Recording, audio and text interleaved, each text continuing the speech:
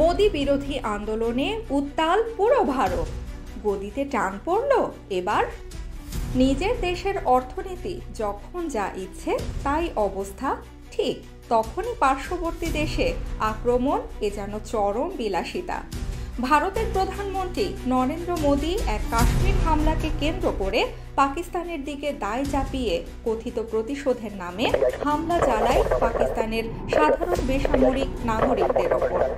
ভারতের কসাই খ্যাত প্রধানমন্ত্রী নরেন্দ্র মোদির নির্দেশে ভারতীয় বাহিনী বীরের মতো পাকিস্তানে হামলা চালাতে গিয়ে পরিণত হয় বিড়ালে। হারাতে হয় অপ্রতিরোধ্য রাফাল যুদ্ধ বিমান সহ অত্যাধুনিক কমপক্ষে 6টি যুদ্ধ বিমান।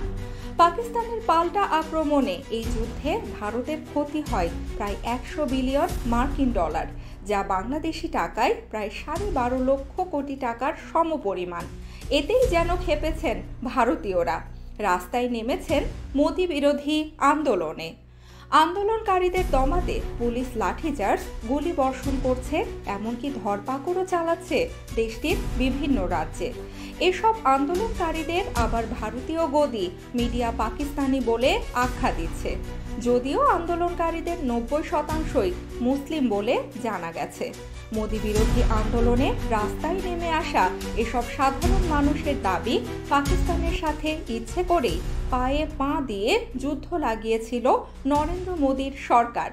যেখানে দেশের অর্থনৈতিক অবস্থায় টালমাটাল, সেখানে এই যুদ্ধে জড়িয়ে এত বড় ক্ষতি মেনে নেওয়া দায়।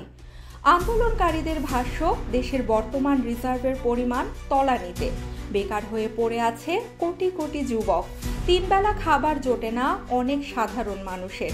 এসব নিয়ে কোনো ভাবনা নেই প্রধানমন্ত্রী নরেন্দ্র মোদির। অথচ কোনো রকমের প্রমাণ ছাড়া হামলা করে বসল একটি দেশে, যার প্রতি হামলায় ভারতের অর্থনীতির অবস্থা এখন আরও বাজে। ভারতের যেখানে এই যুদ্ধে ক্ষতি হয়েছে প্রায় 100 বিলিয়ন ডলার, সেখানে পাকিস্তানের ক্ষতি মাত্র 4 বিলিয়ন মার্কিন ডলার। হামলা পাল্টা হামলা, ঘাত প্রতিঘাত শেষে আমেরিকার প্রেসিডেন্ট ডোনাল্ড ট্রাম্পের হস্তক্ষেপে পাক ভারত এই যুদ্ধের অবসান ঘটলেও দুই দেশেরই বেশ কিছু ঐতিহাসিক স্থাপনার ক্ষয়ক্ষতি হয়েছে, যদিও সেখানে ভারতের ক্ষতির পরিমাণ সবচেয়ে বেশি। প্রধানমন্ত্রী নরেন্দ্র মোদির বিরুদ্ধে যেভাবে আন্দোলন হচ্ছে তা দমাতে রীতিমতো হিমশিম খাচ্ছে দেশটির আইন শৃঙ্খলা বাহিনী। এই আন্দোলন সময়ের সাথে সাথে তীব্র থেকে অধিক তীব্রতর হয়ে উঠেছে।